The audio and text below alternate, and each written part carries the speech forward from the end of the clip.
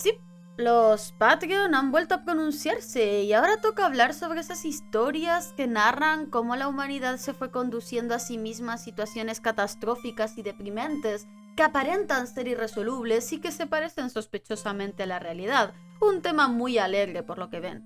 Como siempre, no puedo dejar de agradecer de todas formas a mis mecenas por votar estos temas tan interesantes y permitirme hacer vídeos que quizás no serían lo más comercial del mundo, pero sin duda son de un gran interés. Y te recuerdo que tú también puedes participar de esta selecta comunidad, de estos héroes cuyos nombres salen ahora mismo en la pantalla, accediendo a mi Patreon mediante el enlace que está en la descripción de este video. Puedes apoyar desde €1 al mes y contribuir a que este proyecto, que es Marina Golondrina, siga a flote. Muchísimas gracias por todo su apoyo. Y ahora, yendo con el tema del vídeo, y antes de entrar de lleno en este, quisiera aclarar que será un vídeo bastante personal, donde daré mi visión no ya solo sobre el género de la distopía y algunas recomendaciones de paso, sino sobre el mundo. Lo digo porque quizás en determinado momento se aleje un poquito de otros videos del canal y en vez de ofrecer un contenido más bien académico, esto se trate un poco más de una reflexión de carácter introspectivo y personal. Espero que no les importe que me vaya a poner a desvariar un poco. La verdad es que los invito a que ustedes desvaríen conmigo también.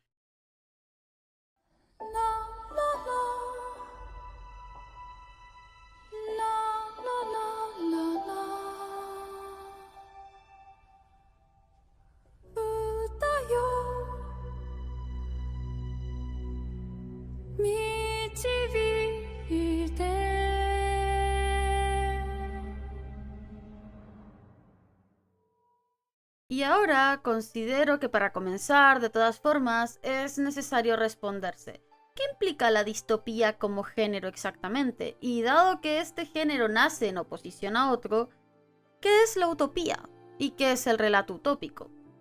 El término utopía del griego significa literalmente no lugar. Fue acuñado por Tomás Moro en su obra más conocida, cuyo nombre es tan engorrosamente largo que no voy a decir cuál es, y que se publicó en 1516.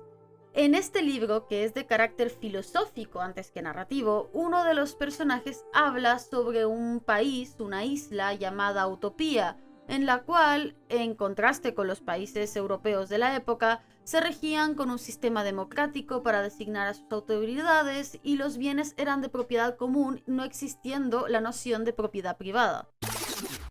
Espera, ¿qué? ¿No existiendo la propiedad privada? Bueno, el caso es que en su obra Tomás Moro describe con bastante detalle la isla de Utopía, su sociedad y leyes, el cómo eligen a sus autoridades, organizan su economía, y su sociedad es bastante democrática, igualitaria, tolerante religiosamente y con un profundo rechazo a la violencia. Todo esto lo hace en oposición a las sociedades europeas de su época, a las que por el contrario critica bastante. Así, cuando miro esas repúblicas que hoy en día florecen por todas partes, no veo en ellas, Dios me perdone, sino la conjura de los ricos para procurarse sus propias comodidades en nombre de la república. Imaginan e inventan toda suerte de artificios para conservar, sin miedo a perderlas, todas las cosas que se han apropiado con malas artes, y también para abusar de los pobres, pagándoles por su trabajo tan poco dinero como pueden. Y cuando los ricos han decretado que tales invenciones se lleven a efecto en beneficio de la comunidad, es decir, también de los pobres, enseguida se convierten en leyes. La sociedad que muestra en Utopía es perfecta porque precisamente busca describir una sociedad ideal bajo los parámetros que él considera imprescindibles en una. Como dije, es un texto filosófico y reflexivo, no narrativo, que busca antes especular sobre maneras diferentes de organizar la sociedad y repartir sus recursos que narrar un relato.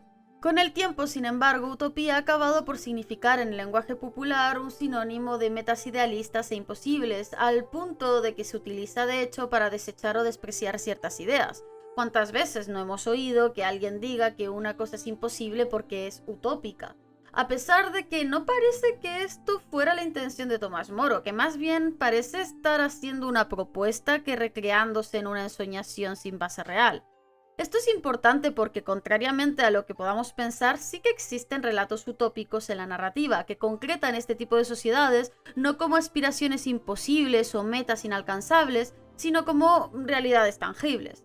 Tenemos historias de viajeros que ansían llegar a un lugar mejor en el que vivir, o sobre un futuro en el que la humanidad ha evolucionado hasta librarse de males como la guerra, la desigualdad o la pobreza. Por ejemplo, en la célebre serie de televisión Star Trek, se puede decir que la sociedad de la Tierra es bastante cercana a lo utópico, y los conflictos que hay en la serie son más con entidades externas que algo interno de la propia sociedad humana. Otro gran ejemplo, sin duda mi preferido, es Los Desposeídos, novela de una de mis escritoras preferidas de fantasía y ciencia ficción, Ursula K. Le Guin. En Los Desposeídos se muestra el contraste entre una comunidad humana construida bajo los ideales anarquistas en un entorno de pocos recursos, eso sí, con otra sociedad mucho más opulenta de corte capitalista.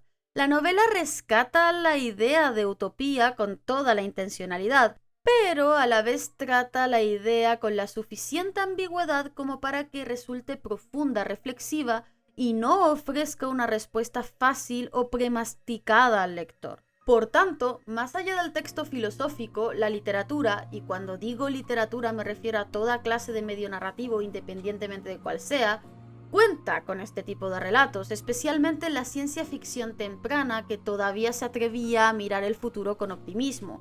Tenemos sociedades utópicas que se perfilan normalmente, y como ocurre en Star Trek o en Los Desposeídos, en oposición a otro tipo de sociedades con las cuales en mayor o en menor medida existe un conflicto. Y es la existencia de este tipo de ficciones la que da pie también a la distopía como género. Porque si el relato utópico describe sociedades evolucionadas que se enfrentan al conflicto de defender la paz y la prosperidad que han construido de agentes externos, la distopía, como antónimo, es la sociedad corrompida al máximo, desigual, injusta, dañina, deshumanizadora y alienante, y es en sí misma la antagonista de su relato. Ambos son, por tanto, géneros estrechamente relacionados y que surgen como una forma de hablar de nuestro mundo y de sus posibilidades. La relación con el texto filosófico también es clave en este sentido y no se pierde. Si bien este tipo de sociedades, ya sean utópicas o distópicas, se usan como escenario para contar historias, no pierden ese matiz de reflexión social. Se construye en este tipo de mundos para pensar acerca del nuestro, de lo que falla en este y de lo que podríamos hacer con él. Ofrecen en el fondo, y si están bien construidas, perspectivas nuevas y profundas sobre la propia realidad, tal como pretendía la obra de Tomás Moro. Si tomamos las dos grandes obras distópicas, o tres más bien si contamos la de Ray Bradbury, y la vamos a contar porque es personalmente la que más me gusta, a saber 1984 de Orwell, Un mundo feliz de Aldous Huxley, y Fahrenheit 451 y en menor medida Crónicas marcianas de Ray Bradbury, es fácil ver esta relación, y más si entendemos sus obras en conjunto con el resto de historias de sus autores. 1984 nos habla del horror de las estructuras totalitarias, de la hipervigilancia, de la falta de libertad, de la censura, del miedo. Es una sociedad gobernada por el miedo y el dolor como método de opresión. En Un mundo feliz, por su lado, lo que oprime es la vacuidad de una sociedad que se consume por los aspectos más hedonistas y banales de sí misma, poblada por criaturas superficiales que entienden todo de forma extremadamente vacía. En Un mundo feliz, el temor, el peligro son las conciencias adormecidas en una abundancia anodina en la que solo algunas personas, marcadas por circunstancias especiales que las hacen sentirse aparte, logran cuestionarse el vacío existencial y la angustia que sienten.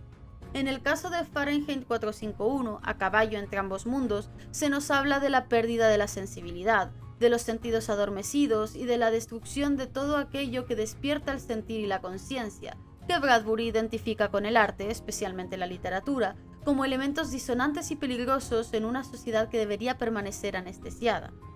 He visto a muchos críticos decir que los problemas de las distopías adolescentes actuales es que sus sociedades no son creíbles porque su ordenamiento es absurdo, pero yo disiento de esto. Las sociedades de estos tres libros tampoco son especialmente creíbles, en especial en el caso de Ray Bradbury. En Fahrenheit 451, los bomberos han cambiado su objetivo de apagar fuego al de quemar libros, y en Crónicas marcianas los relatos muchas veces se mueven antes en el surrealismo que en la ciencia ficción como tal. Y esto no impide que sean libros maravillosos, muy bien escritos y que yo personalmente recomiendo ampliamente a todo el mundo porque son de lo mejorcito que hay en ciencia ficción. Las sociedades distópicas no necesitan ser plausibles porque no es ese su cometido en términos de world building. No existen para ser creíbles, existen para hacerte pensar sobre una sociedad que ya conoces muy bien, la tuya, apuntando a los aspectos más negativos de esta y muchas veces exagerándolos. Su principal intención es la reflexión y la introspección, porque de hecho, y esto es mucho importante, la distopía no es una predicción del futuro, porque ni siquiera tienen por qué situarse en el futuro o ser de ciencia ficción, de hecho. Las distopías hablan del presente y alertan sobre lo que sucede en este. Sus autores no están jugando a adivinar, están llamando la atención sobre lo que es y no sobre lo que hipotéticamente será. Y en mi opinión, esto es verdaderamente, de hecho, lo que falla en las tan vilipediadas distopías adolescentes actuales, salvo alguna que otra honrosa excepción. Usan su contexto distópico para ensalzar a unos personajes investidos en valores que se entienden con superficialidad, en vez de construir una reflexión interesante sobre el mundo más allá de «oh por Dios, la tiranía es mala, ¿quién lo hubiera dicho?». Ahora, para continuar, quisiera rescatar este punto de que las distopías son advertencias, porque considero que es algo primordial. Si las utopías son propuestas, las distopías entonces son advertencias. Utilizan aspectos de nuestra sociedad exagerados o incluso caricaturizados con tal de llamar la atención sobre ellos. Pero, ¿son tan exagerados realmente? Hace un tiempo vi la película de animación francesa Funan del director de origen camboyano Denis Do. En esta película, que adelanto que es buenísima, se cuenta la historia de una familia que es separada de su hijo más pequeño durante la ascensión al poder de los Jemeres Rojos en Camboya, y todo su periplo para poder reencontrarlo y huir a Tailandia en una realidad cada vez más cruel y opresiva que los sometía a los peores calvarios. El relato es desgarrador y muestra una realidad tan cruda que, aunque el director jamás muestra la violencia directamente ni se recrea además en esta, se hacía difícil seguir mirando. Y si no fuera porque uno sabe que se trata de una obra histórica muy bien documentada y de hecho basada en la experiencia de los padres del director, creería que está viendo un relato distópico. En el cuento de la criada, Margaret Atwood crea una distopía donde las mujeres no son vistas como nada más que instrumentos para procrear niños, despojadas de cualquier derecho o libertad, y parecería una pesadilla irreal e imposible de no ser porque no dista demasiado, por no decir que es prácticamente igual que lo que viven muchísimas mujeres ahora mismo en, por ejemplo, Arabia Saudí. Pero quizás Camboya o Arabia nos quedan lejos, así que en vez de eso podríamos mirar, por ejemplo, Latinoamérica y revisar la historia reciente de cualquier país de la misma así a fondo. Podemos hablar entonces de los femicidios de Ciudad Juárez, las torturas a las que sometían los militares chilenos a sus presos políticos durante la dictadura de Pinochet, los desplazados por el conflicto armado en Colombia o casos escalofriantes como los falsos positivos. Este en concreto fue un caso que conocí hace relativamente poco y que todavía me deja mal cuerpo cuando pienso en él. También tenemos a Fujimori esterilizando forzosamente a mujeres indígenas en Perú, las atrocidades cometidas en Nicaragua y El Salvador y el exterminio sistemático de líderes sociales en varios de estos países, como por ejemplo Brasil y lamentada Colombia, o la miseria actual de Venezuela, que no se nos vaya a olvidar. Y ni siquiera hay que irse a países pobres o en vías de desarrollo. España es el segundo país con más fosas comunes del mundo, solo por detrás de Camboya, de hecho, y de sobra se ha documentado y expuesto lo que fue el Holocausto, que es algo que parece lejano, pero sucedió hace realmente muy poco. Pero es que por Dios, o sea, vivimos en un mundo que ha pasado 2 guerras mundiales con atroces consecuencias que todavía pagamos, en un mundo donde se han arrojado bombas atómicas y donde varios países de diferentes ideologías han usado campos de exterminio de forma bastante habitual. Y la guerra quizás ya no se batalla en Europa, pero ahora mismo tenemos países completamente devastados por la misma en África y Medio Oriente, y no quiero empezar a hablar de desastres ambientales o el cambio climático. Y asistimos a todos estos datos sacados de un mundo distópico que podría rivalizar con 1984 desde nuestros sofás, en nuestras casas, frente a nuestras televisiones, y nos sentimos mal, claro, pero enseguida lo olvidaremos, Porque tras la noticia sobre el estallido social en Colombia, o sobre un nuevo ataque terrorista en Medio Oriente, o sobre un barco con refugiados provenientes de Siria que ha sido interceptado en medio del Mediterráneo, pasaremos a los anuncios de jugueterías de Navidad y seremos bombardeados con tanta información que al final todo acabará por parecernos intrascendente, presas de esa misma vacuidad que denunciaba Aldous Huxley en Un Mundo Feliz, insensibles como le preocupaba que nos volviéramos a Ray Bradbury en Fahrenheit 451. Lo que quiero decir es que muchas veces, o casi siempre, la distopía no es realmente una exageración. Es una realidad, sin más, presentada en forma de fábula, pero una realidad. Estamos en ella, vivimos en ella, hemos construido la distopía y creo que señalar esto es importante porque sería terrible que al leer o ver cualquiera de estas obras cayésemos en la trampa de creer que aún no hemos llegado a eso, que estamos todavía a salvo, a tiempo de evitarlo. Lo cierto es que no lo hemos evitado, es que ya vivimos así y hemos permitido que pasara. El mundo está en llamas y ha estado siempre en llamas. Personalmente creo que lo deseable sería tomar estas advertencias en forma de relato como una oportunidad para dejar de ignorar estas realidades y hacer, aunque sea un poco algo al respecto. Implicarse es complicado, incómodo, doloroso y hasta peligroso para la propia vida en ciertas ocasiones y dependiendo de dónde vivas. Y sin embargo, siempre resulta necesario porque si no, ¿qué vamos a hacer? Por eso creo que las distopías más interesantes son, en mi opinión, aquellas que se disfrazan de utopías y que, como en Un Mundo Feliz, revisten su sociedad de una pátina de normalidad y bienestar falsos, como quien esconde las ratas muertas debajo de la alfombra. Al menos creo que este tipo de historias avisan de ambas cosas, muestran el horror, pero también señalan lo fácil que es ignorarlo si se tiene una posición cómoda. En este sentido, me gusta especialmente Número 6, una serie de novelas japonesas escritas por Atsuko Asano que fueron también adaptadas al manga y al anime. En ellas se nos presenta una sociedad de un corte aparentemente utópico llamada Número 6, que es una de las 6 ciudades habitables que hay en el mundo luego de que este sufriera una devastadora guerra. Nuestro protagonista, Shion, es un chico bastante privilegiado que vive de forma apacible hasta que, a partir de ciertos eventos, empieza a sospechar que algo dentro de esta ciudad y su gobierno no marcha del todo bien. Número 6 es una obra interesante por cómo aquello que está mal ocurre fuera de la vista, solapado. Los habitantes de la ciudad no son controlados por el miedo, ni tampoco por una superabundancia, sino por la comodidad en la que transcurre su vida, donde su mayor síntoma de que algo va mal es el aburrimiento y la desidia. No es hasta que Shion tiene su encuentro con Nezumi, un habitante de los suburbios donde viven las clases desplazadas y pobres, y hasta que es testigo de los tejemanejes corruptos de las instituciones de su ciudad, que comienza a poder cuestionarse sobre las bases en que está construido el mundo en el que, hasta ese momento, ha estado viviendo. También me parecen especialmente interesantes las distopías que se devienen de la intención de haber construido una utopía y que hasta cierto punto funcionan, aunque pagando por ello un considerable precio, que no siempre es algo a lo que se debería estar dispuesto a renunciar. De este palo me gusta bastante Psycho Pass, su primera temporada en concreto. En esta historia, todos los seres humanos viven sometidos a un sistema llamado Civil que hace una constante lectura del estado mental y emocional de las personas.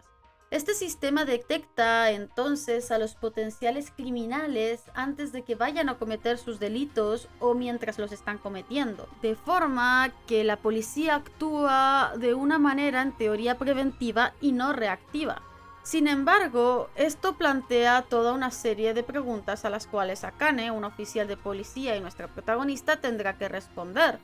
Si bien el sistema de Civil facilita claramente la vida, ¿a qué costo lo hace? ¿Puede juzgarse a alguien que va a hacer algo en vez de juzgarlo por lo que ha hecho? ¿Y qué pasa cuando Civil falla? ¿Podemos deponer tan alegremente nuestra libertad?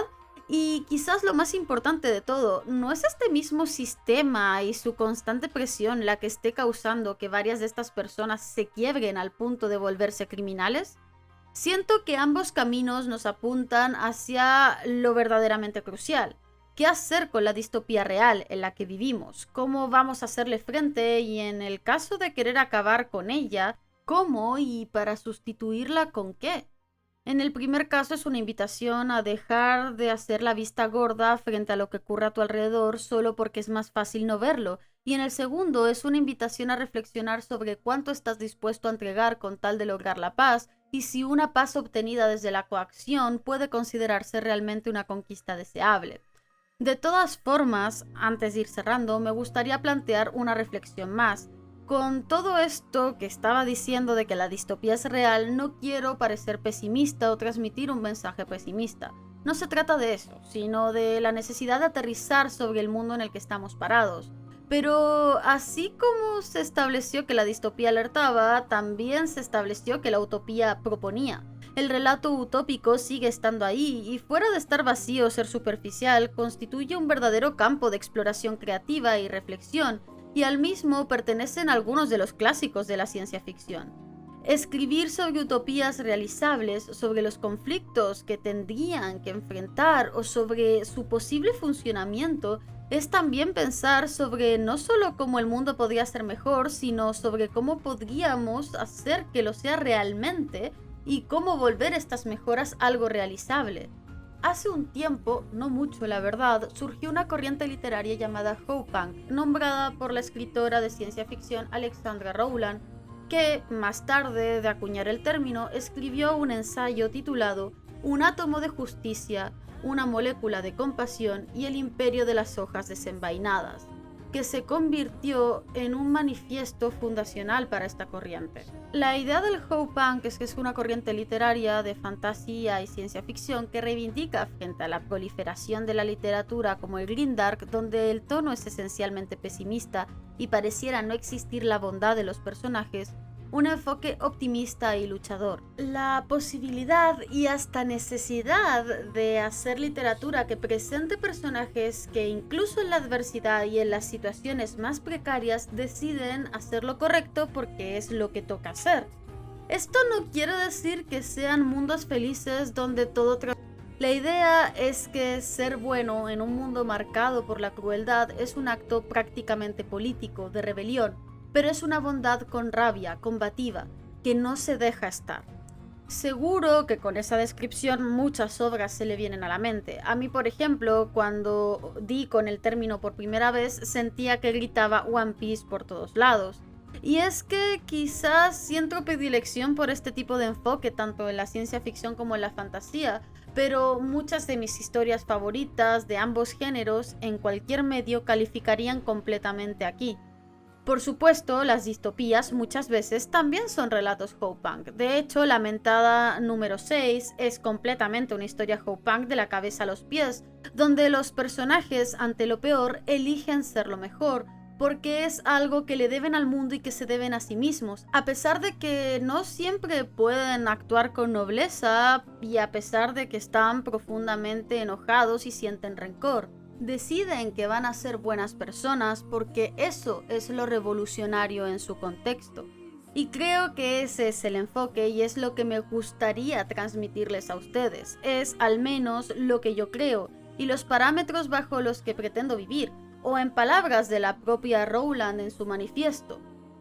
Olvidamos a veces que nosotros también tenemos cuchillos en este imperio, que podemos desenvainarlos, que podemos apuntar nuestras hojas para defender un átomo de justicia y una molécula de compasión que quizás ni siquiera exista, excepto donde nosotros las hagamos existir, en las manos tendidas que ofrecemos a otros y en el refugio que ofrecemos incluso cuando nosotros mismos estamos exhaustos, cansados y sucios, y los lobos campan en nuestra puerta. No hay héroes ni hay villanos, solo hay personas. Eso es Hope-Punk, que da igual si el vaso está medio lleno o medio vacío. Lo que importa es que hay agua en el vaso, y eso es algo que vale la pena defender. Efectivamente, la distopía es real, es así.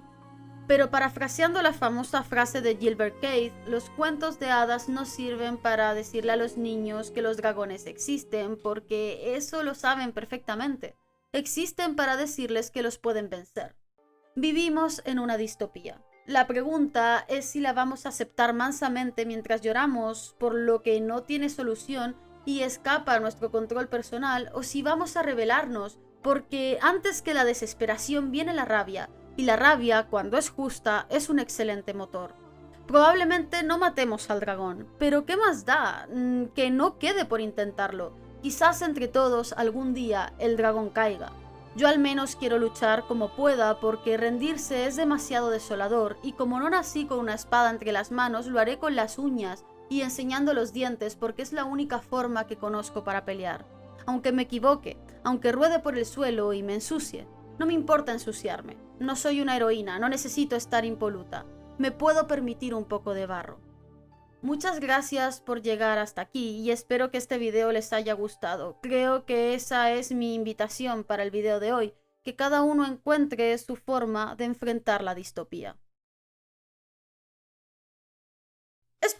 Esperen. Todavía no cierren este video porque tengo un ultimísimo anuncio que hacerles y es que ¿saben esa novela que llevo trabajando desde hace meses? Pues por fin comencé a publicarla en Wattpad. Se llama Camino de Tisa y muy a propósito del video, es una historia de aventura y fantasía con toques distópicos y sobre todo muy ho-punk. En ella pueden encontrar héroes pequeñitos y despojados de poder, gobiernos totalitarios, choques culturales, familia encontrada, alquimia y un viaje de autodescubrimiento para los personajes. Hoy sale el segundo capítulo y va a estar saliendo más o menos uno a la semana. Espero que si les gusta leer le den una oportunidad. Adoraría contar con su feedback en los comentarios. Así que ya saben, pueden seguirme a mí y a mi trabajo como escritora o como intento de escritora más bien en Wattpad. Les dejo como siempre el link en la descripción. Y ahora sí, dicho esto, nos despedimos hasta el próximo video. ¡Chao!